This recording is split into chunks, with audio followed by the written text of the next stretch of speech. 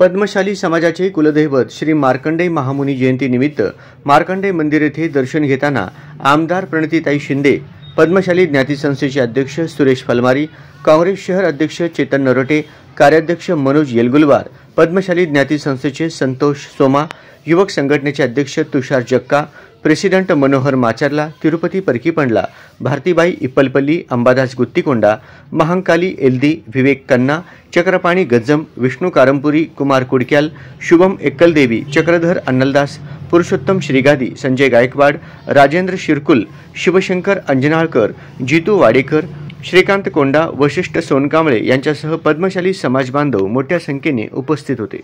यांच्या जयंतीनिमित्त आम्ही सगळे मंदिरात आहोत.